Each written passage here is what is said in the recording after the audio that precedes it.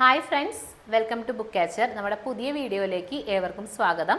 നമ്മുടെ ഇന്നത്തെ വീഡിയോ എന്ന് പറഞ്ഞു കഴിഞ്ഞാൽ ഒരുപാട് കോൾസ് നമുക്ക് ഈ ഒരു ക്വസ്റ്റ്യൻ ചോദിച്ചിട്ട് വന്നിട്ടുണ്ട്. ഇപ്പോൾ റിസൾട്ട്സ് വന്നു, ഞങ്ങൾക്ക് യൂണിവേഴ്സിറ്റിയിൽ പോയി കഴിഞ്ഞാൽ പ്രൊവിഷണൽ സർട്ടിഫിക്കറ്റ് കിട്ടുമോ, ഒറിജിനൽ പെട്ടെന്ന് കിട്ടുമോ, അങ്ങനെ ചോദിച്ചിട്ട് ഒരുപാട് ക്വസ്റ്റ്യൻസ്.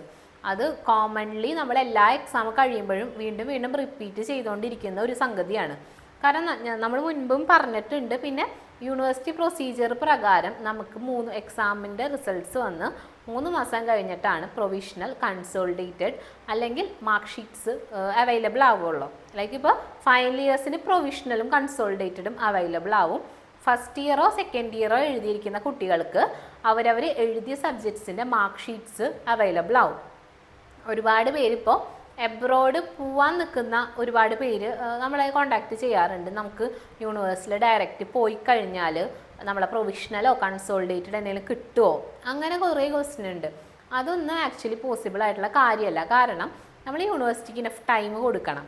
ഈ സർട്ടിഫിക്കറ്റ്സ് പ്രിൻറ്റ് ചെയ്യണം. ഇപ്പോൾ റിസൾട്ട്സ് വന്നിട്ടുള്ളൂ. ഇനി നമ്മളുടേതായിട്ടുള്ള ഡോക്യുമെൻറ്റ്സ് യൂണിവേഴ്സിറ്റിയിൽ ഇതുവരെ പ്രിൻറ്റ് പോലും ചെയ്തിട്ടുണ്ടാവില്ല.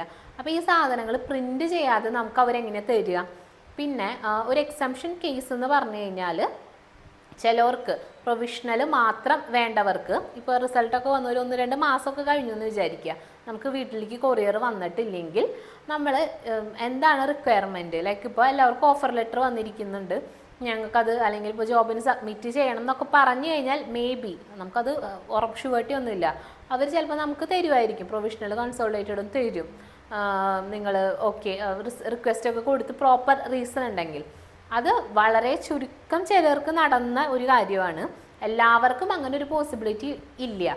നമുക്ക് യൂണിവേഴ്സിറ്റിയിൽ നിന്ന് കൊറിയർ വരുമ്പോൾ അത് അക്സെപ്റ്റ് ചെയ്യുക മാത്രമാണ് മെജോറിറ്റിക്ക് നിർവാഹം ഉള്ളൂ. പിന്നെ ഒറിജിനൽ സർട്ടിഫിക്കറ്റിൻ്റെ കാര്യം അതിപ്പോൾ നമ്മൾ നോക്കുകയേ വേണ്ട. കാരണം നമ്മുടെ കോൺവക്കേഷൻ പ്രൊസീജിയർ ഇപ്പോഴൊന്നും നടക്കുന്നുമില്ല, നടന്നിട്ടുമില്ല. കാരണം എക്സാം കഴിഞ്ഞിട്ടുള്ളൂ. ഇത് കഴിഞ്ഞൊരു ടൈം പീരീഡ് കഴിയാതെ നമ്മുടെ കോൺവക്കേഷൻ പ്രൊസീജിയേഴ്സ് നടക്കില്ല. പിന്നെ ഇനിയിപ്പോൾ റിവാലുവേഷൻ കുറേ പേര് കൊടുത്തിട്ടുണ്ട്. ഈ റിവാലുവേഷൻ കഴിഞ്ഞ കുറേ ഇപ്പോൾ ഒരു പ്രിൻറ്റിങ്ങിന് വിടില്ല എന്ന് പറയുന്നതിൻ്റെ ഒരു കാരണം ഈ റിവാലുവേഷനിൽ കുറേ പേർക്ക് മാർക്സ് വ്യത്യാസം വരും.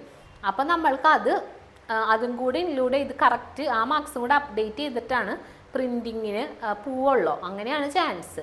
കാരണം അല്ലെങ്കിൽ ഇത് രണ്ടാമത് റീപ്രിൻറ്റ് ചെയ്യലൊന്നും പോസിബിൾ ആയിട്ടുള്ള കാര്യമല്ല. അത് കാരണം കൊണ്ട് അവർ റിവാലുവേഷൻ റിസൾട്ട്സ് വേഗം വിടും.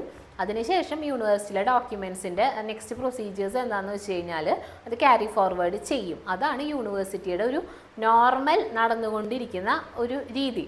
അപ്പോൾ നമ്മൾ യൂണിവേഴ്സിറ്റിയിലാണെങ്കിൽ ഇപ്പോൾ എല്ലാവരും വിളിച്ചിങ്ങനെ നമുക്ക് എന്ന സർട്ടിഫിക്കറ്റ് കിട്ടുക, അല്ലെങ്കിൽ ഇപ്പോൾ നമ്മൾ ആരുടെ അടുത്താണെങ്കിലും എന്ന് കിട്ടും, എപ്പോൾ കിട്ടും, പെട്ടെന്ന് കിട്ടുമോ, പോയാൽ കിട്ടുമോ, എന്താണ് പൈസ കൊടുത്താൽ കിട്ടുമോ, ഫാസ്റ്റ് ട്രാക്ക് ചെയ്യാൻ പറ്റുമോ, അങ്ങനെയൊന്നും ചോദിക്കണതിനൊന്നും ഒരർത്ഥവും ഇല്ല. കാരണം നമ്മൾ ബേസിക്കലി ഒരു യൂണിവേഴ്സിറ്റിയിൽ നടക്കുന്ന പ്രൊസീജിയേഴ്സിനെ പറ്റി പ്രത്യേകിച്ച് നമ്മൾ പഠിക്കുന്ന യൂണിവേഴ്സിറ്റി അതിനെപ്പറ്റി നമുക്കൊരു ധാരണ വേണം. ആ ധാരണയ്ക്ക് അനുസരിച്ചിട്ടുള്ള ക്വസ്റ്റ്യൻസ് മാത്രമേ നമുക്ക് ചോദിക്കാൻ അവകാശമുള്ളൂ, അല്ലേ? അപ്പോൾ ഇനി നമുക്ക് ഈ ഒരു വീഡിയോ കാണുന്ന കുട്ടികളെങ്കിലും എന്താണ് പെട്ടെന്ന് കിട്ടുമോ അങ്ങനെയൊന്നും ചോദിക്കാണ്ടിരിക്കുക. എന്തെങ്കിലും പോസിബിലിറ്റി ഉണ്ടെങ്കിൽ നമ്മൾ തീർച്ചയായിട്ടും അറിയിക്കും. പിന്നെ ഇത് ഒരു റിക്വസ്റ്റ് ആയിട്ടും കൂടെ കണക്കിലെടുക്കുക എല്ലാവരും. നമുക്ക് ആവശ്യം ഉണ്ടാകും. പക്ഷേ യൂണിവേഴ്സിറ്റി ഇപ്പോൾ ഒരാൾക്ക് വേണ്ടിയിട്ട് നേരത്തെ പ്രിൻറ്റ് ചെയ്ത് കൊടുക്കാനോ അതൊന്നും അവർക്ക് ഒരു യൂണിവേഴ്സിറ്റിക്ക് അതൊന്നും ചെയ്ത് കൊടുക്കാൻ പറ്റില്ല. അപ്പോൾ നമ്മൾ അവരുടെ ആ ഒരു സംഭവം കൂടെ നമ്മൾ കണക്കിലെടുക്കണം. അപ്പോൾ ഇന്നത്തെ വീഡിയോയിൽ ഞാൻ മെയിനായിട്ട് പറയാൻ ഉദ്ദേശിച്ചത് ഈ ഒരു സംഭവം തന്നെയാണ്. കാരണം നമുക്ക് ആവശ്യമുണ്ടെന്ന് വിചാരിച്ചിട്ട് അത് പലപ്പോഴും എത്തണം എന്നില്ല, മനസ്സിലായോ? അപ്പോൾ നിങ്ങൾ ആ ഒരു വസ്തുത കണക്കിലെടുക്കുക, മനസ്സിലാക്കുക. ഇപ്പോൾ നിങ്ങളുടെ ഫ്രണ്ട്സ് ആരെങ്കിലും ഉണ്ടെന്ന് വെച്ച് കഴിഞ്ഞാൽ അവർക്ക് ഇങ്ങനെ ഒരു ഡൗട്ട് ഉണ്ടെങ്കിൽ ഈ വീഡിയോ ഷെയർ ചെയ്ത് കൊടുക്കാവുന്നതാണ്. നമ്മളിത് എപ്പോഴും റിപ്പീറ്റ് ചെയ്യുന്നതാണ്. ഇത് എപ്പോഴും നമ്മൾ പറയേണ്ട കാര്യമില്ല. പക്ഷേ എല്ലാ തവണയും ഇങ്ങനെ ക്വസ്റ്റ്യൻസ് വരുമ്പോൾ നമുക്കിത് വീണ്ടും ഇങ്ങനെ പറയേണ്ടതായിട്ട് അവസ്ഥ വരികയാണ്. ഇതാണ് ഇന്നത്തെ നമ്മളുടെ ഈ ഒരു കോണ്ടന്റ്. എന്തെങ്കിലും ഇതിപ്പോൾ ഇതിൻ്റെ കാര്യത്തിൽ നിങ്ങൾക്ക് ക്ലിയർ ആയി എന്ന് വിചാരിക്കുന്നു. ഇനി ഇതിൻ്റെ പേരിൽ വേറെ ഡൗട്ട്സ് ഒന്നും ഉണ്ടാവില്ല എന്ന് വിചാരിക്കുന്നു. Thank you.